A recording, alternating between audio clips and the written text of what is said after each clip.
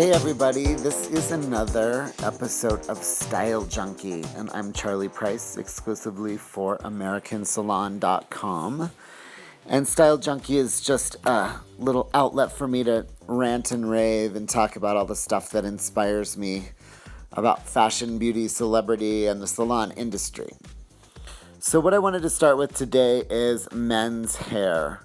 It is undeniable that men's hair is such a trend right now. I just got back from my first NAHA meeting, committee meeting, and one of the most exciting categories they have going on, and the one that people enter the most right now is men's, which is to me so crazy.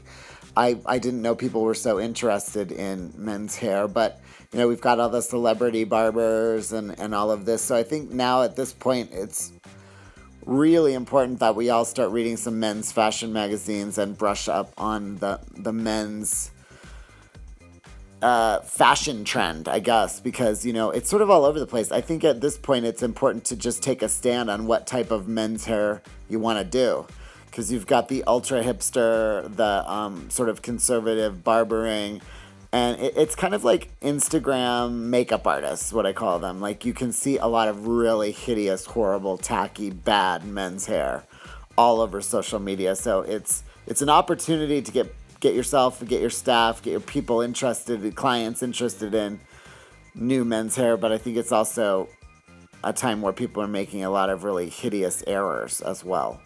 I kind of feel the same way about the second trend I want to talk about, which is braiding.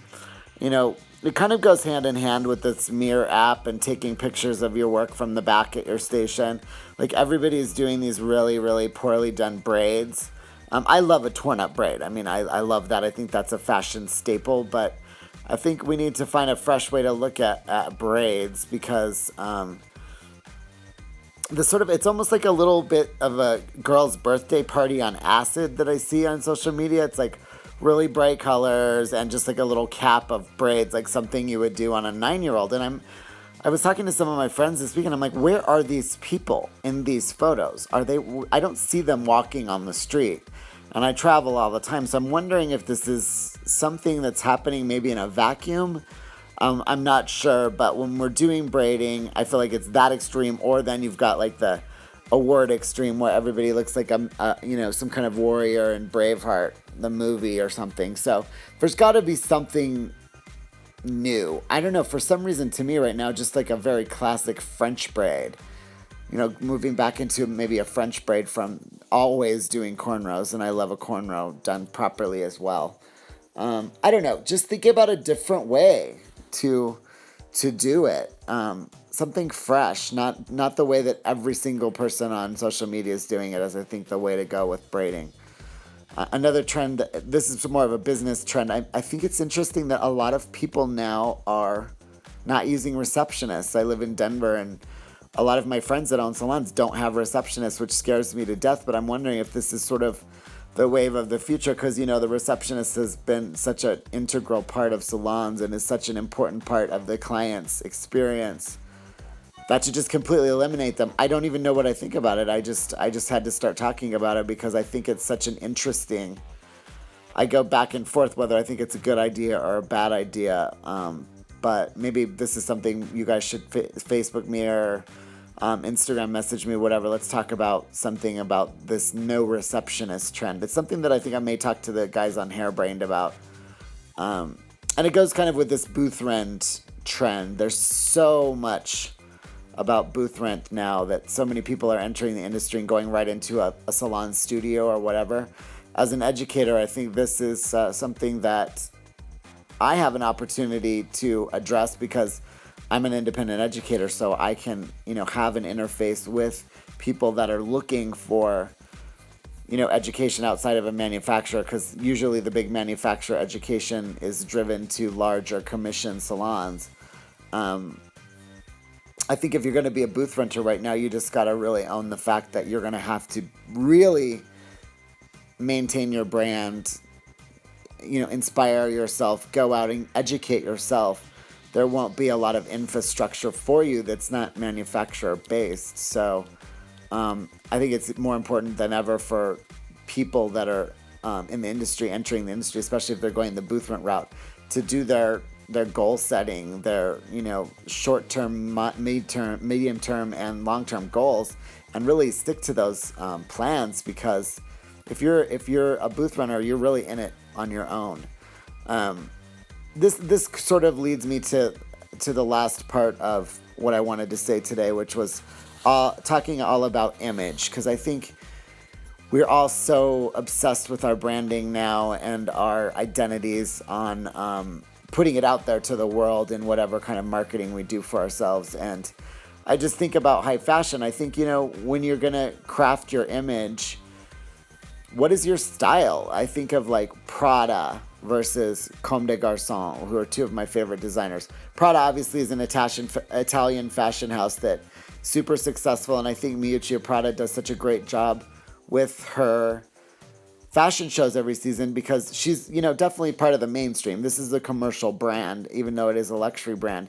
And she challenges my eye every season. She makes me I kind of hate it, and then I love it every season. So I think she's a great person that shows that there is a balance between art and commerce, and that you can do both. Whereas Rei Kawakubo, who's one of my very favorite fashion designers, been around since the 70s, Japanese designer, and her work is so crazy that it just shows that you can be successful also and march to your own drummer. You don't need to jump on every little bandwagon and change constantly, because sometimes I think people who change their images constantly seem kind of crazy and jump on every bandwagon down the pike. I mean, I remember when extensions were big in the 80s, and now they're back again. I remember Japanese straightening and the whole, like the Moroccan oil and all of these oils that are the big thing.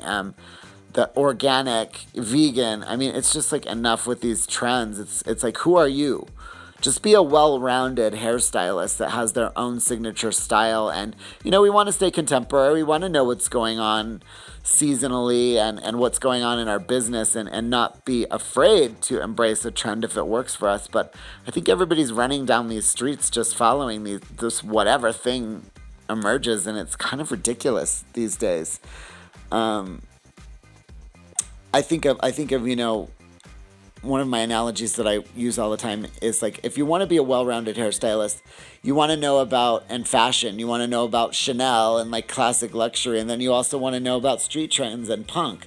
And if you're into punk, you should know about Chanel. If you're into the conservative, luxury, beautiful, you should at least know about the avant-garde, and balance the two. At some point, I do think it's great to change your image.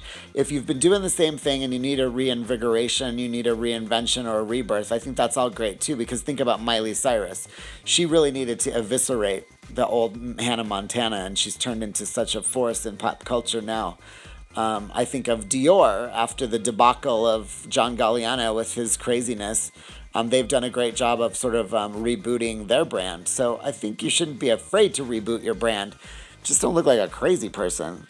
The last thing I wanted to talk to you about is hashtags. We all hashtag everything, and I think it's very important to hashtag things that have meaning. For me as Charlie Price with my own logo, when I hashtag things, I always hashtag declare independence. And what I mean by that is not that I'm anti-manufacturer or anti-product company or any of that. It's just that, I have to know that I am ultimately responsible for my own happiness, my own career, my own success.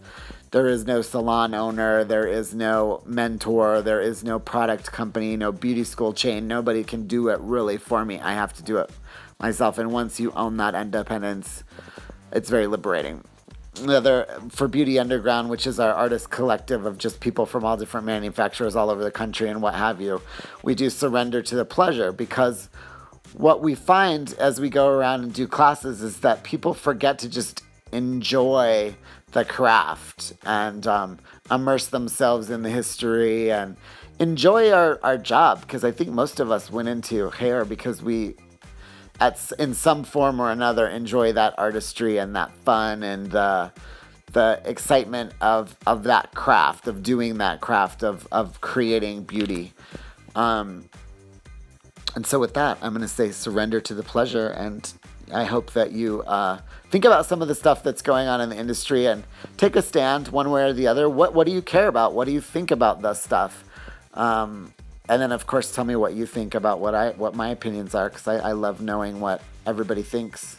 So stay tuned. I will be back each month with AmericanSalon.com for Style Junkie.